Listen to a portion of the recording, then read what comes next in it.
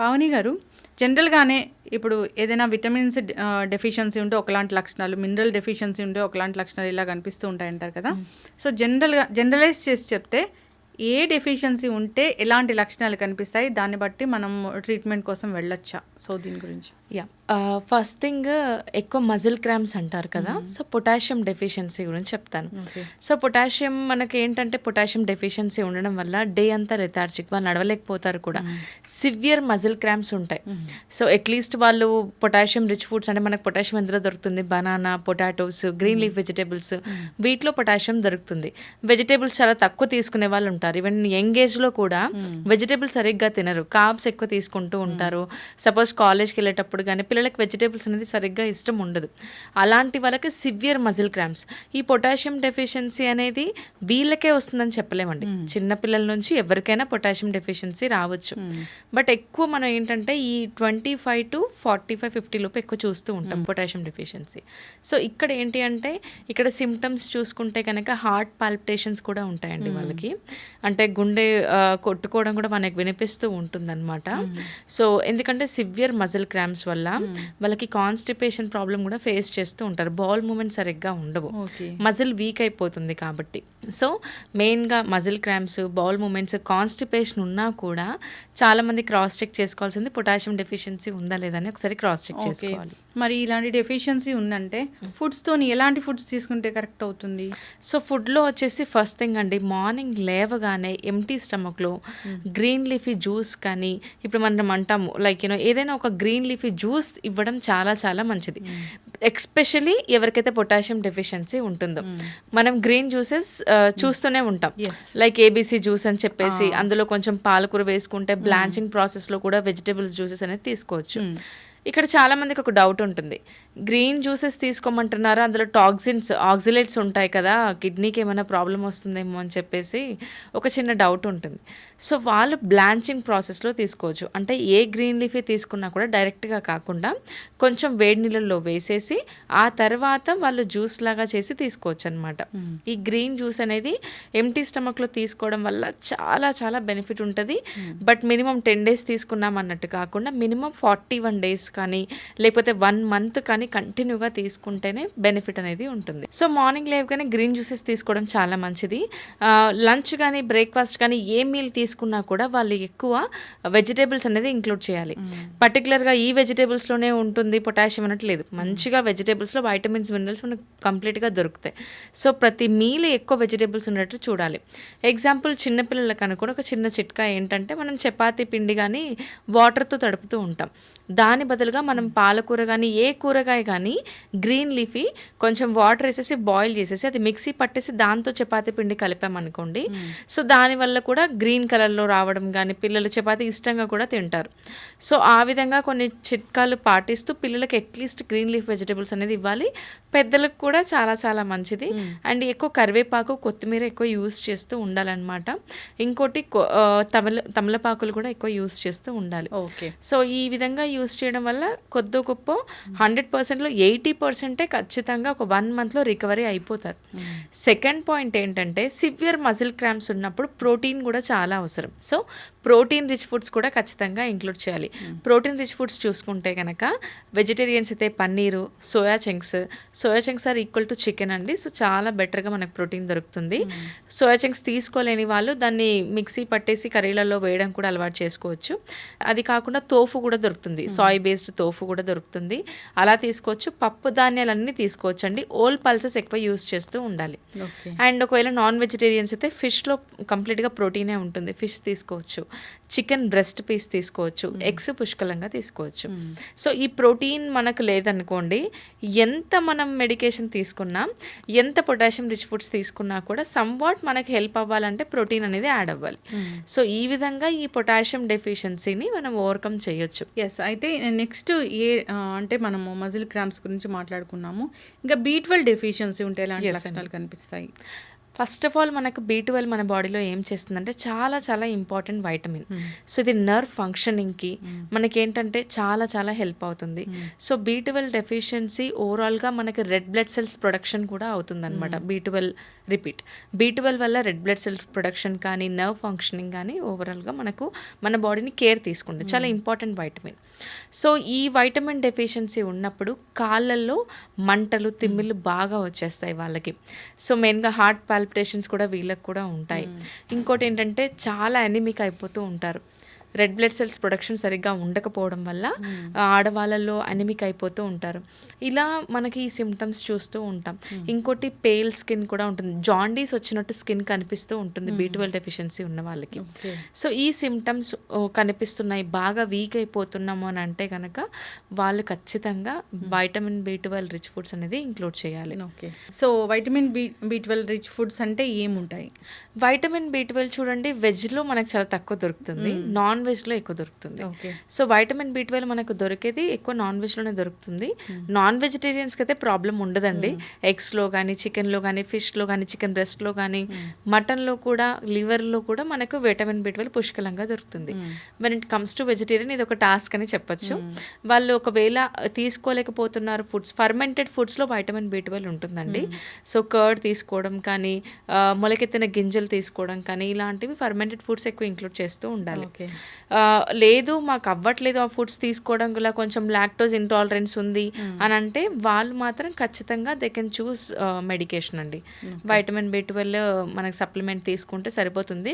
That ఎక్కువ తీసుకోకుండా తక్కువ లిమిట్ అమౌంట్లో వాళ్ళకి డెఫిషియన్సీ కవర్ అయ్యేంత వరకు మెడికేషన్ తీసుకొని ఆ తర్వాత ఫుడ్ హ్యాబిట్స్ చేంజ్ చేస్తూ protein rich foods, fermented foods include చేస్తూ ఉంటే ఖచ్చితంగా ఓవర్కమ్ అవ్వచ్చు. ఇంకోటి ఏంటంటే కాళ్ళల్లో వాటర్ కూడా నిండిపోతూ ఉంటుంది vitamin B12.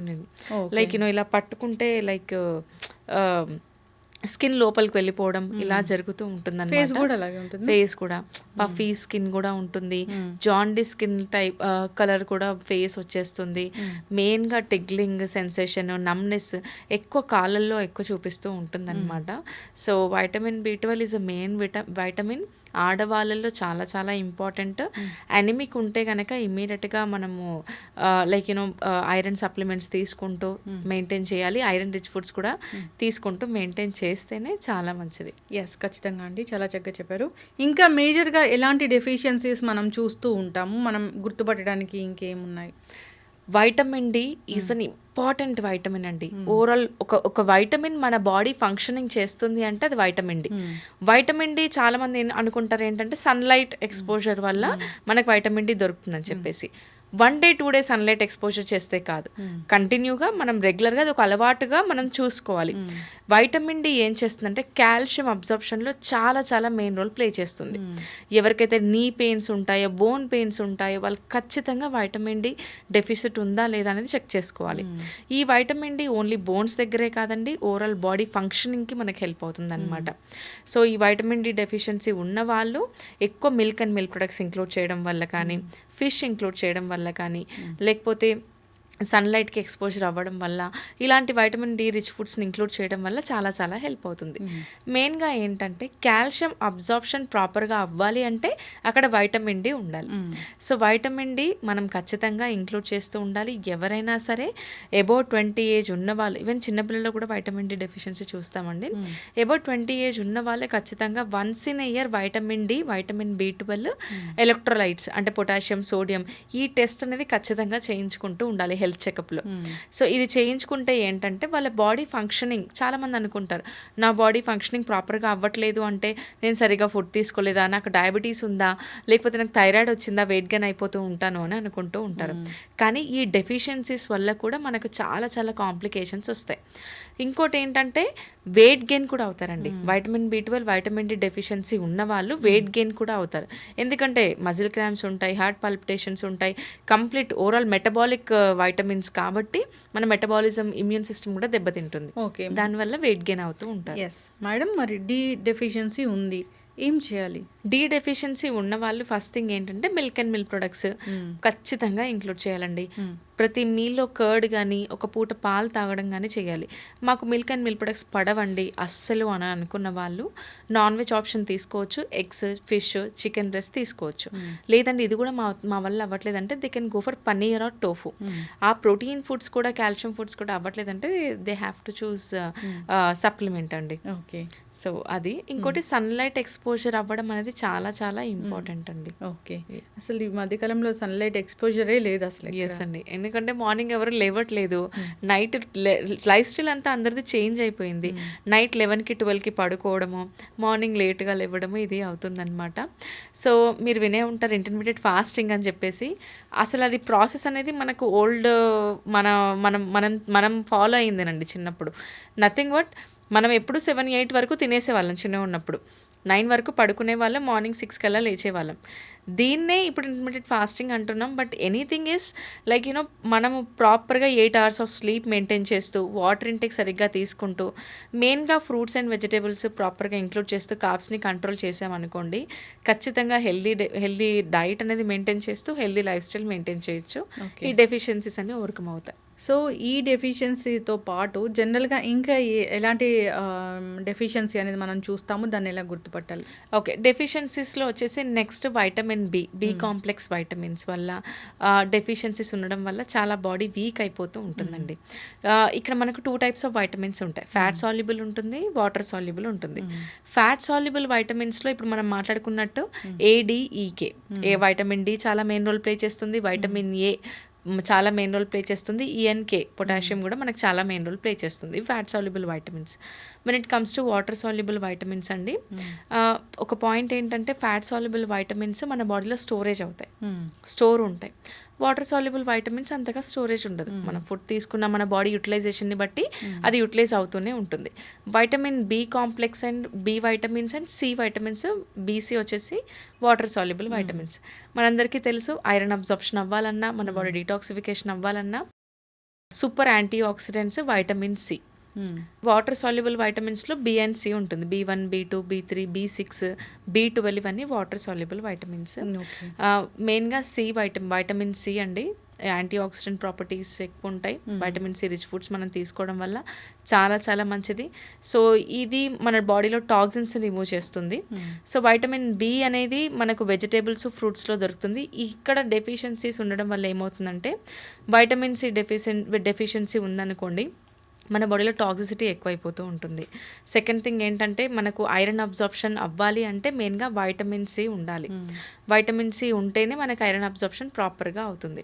So B complex vitamins కానీ, వైటమిన్ సి కానీ లేకపోవడం వల్ల నోరు పగిలడం కానీ, బాడీ లెథార్జిక్గా అనిపించడం, బాడీ వీక్గా అనిపించడము, స్కిన్ ఇష్యూస్ వస్తూ ఉంటాయి, హెయిర్ లాస్ అవుతూ ఉంటుంది.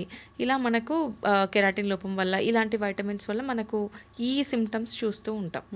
సో ఈ సిమ్టమ్స్ని ఓవర్కమ్ చేయాలి అంటే మెయిన్గా లెమన్స్ యూస్ చేయడం కానీ, citric acid rich foods include చేయడం కానీ, లైక్ ఎట్లా అంటే పులుపు ఎక్కువ ఉన్న ఫుడ్స్, టామరిండ్ ఇంక్లూడ్ చేయడము, సంత్రాలు తినడం కానీ, కివి ఇంక్లూడ్ చేయడం కానీ, ఇలాంటివి ఇంక్లూడ్ చేయడం వల్ల మనం ఆల్మోస్ట్ ఓవర్కమ్ అవుతాము.